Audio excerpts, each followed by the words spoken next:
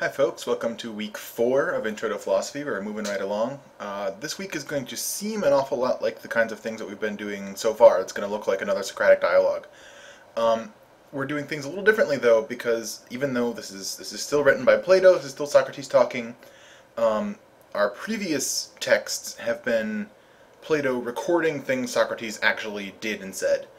This one's different. This one is actually attributed to Plato. If you remember, I discussed Plato and Socrates' relationship a little bit earlier on in the course.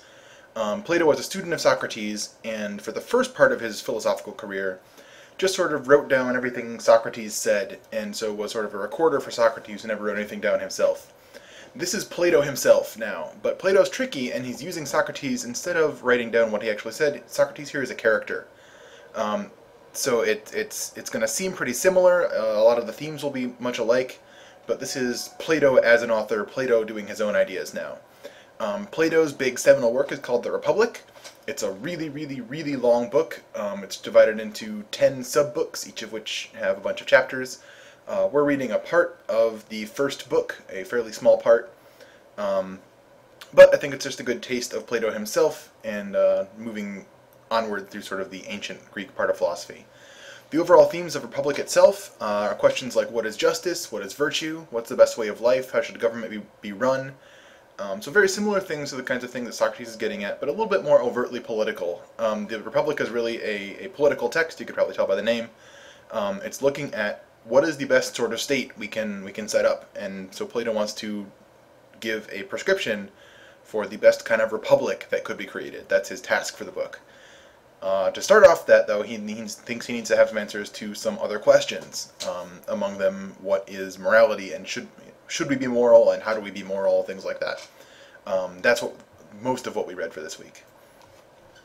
So to set the scene, here's what's happening in the Republic as we catch up with the action. Socrates is riding back home from a sort of sub-city called the Piraeus. It's Athens' port. Athens is a little bit inland of the Piraeus. So this is where all the ships and the traders come for Athens, and also there's a big festival going on there to the gods at this point. So this is set in a time significantly before, actually, the dialogues we read earlier. Obviously, Socrates died at the end of the dialogues we read last week.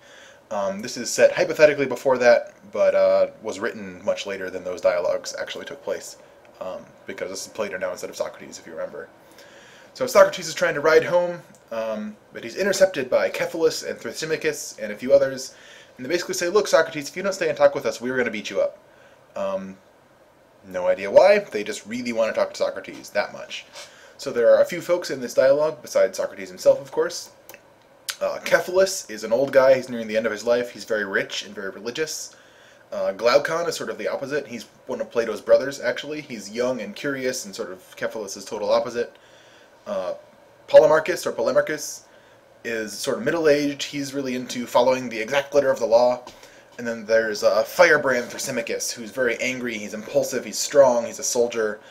He's not so interested in the law, he's more interested in just sort of the might makes right strategy. And we get to hear a lot from him toward the end of the dialogue.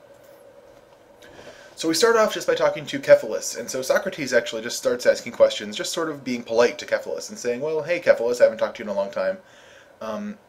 How's being old treating you? Because that's a perfectly polite way to start a conversation, right? Cephalus says, well, you know, it's not so bad, as long as you figured out that being old isn't like being young. This is sort of echoing something we heard in the Meno about different virtues. So pay attention to these kind of themes as we go through. Cephalus basically says, well, it's not so bad, you just need to figure out that it's a much different thing being an old guy than it is to be a young guy. So you need to give up on those youthful pleasures like going off to war and having lots of sex. Instead, you need to appreciate being old. You have conversations, you read books, what books you have. The really important thing, he says, is you need to have enough money to give everybody what you owe them. So if you've accrued debts throughout your life, you need to be able to pay people back. And more importantly, he says, you need to be able to pay the gods the right sorts of sacrifices and tributes and all of that. So you need to get your affairs in order with the gods before you die. This is really important to Cephalus. He's worried about what's going to happen to him after he dies because death is coming up pretty soon. So he thinks that an important way to be moral is basically making sure everybody's got back all the money that you owe them. And we'll see what Socrates thinks about this in the next video.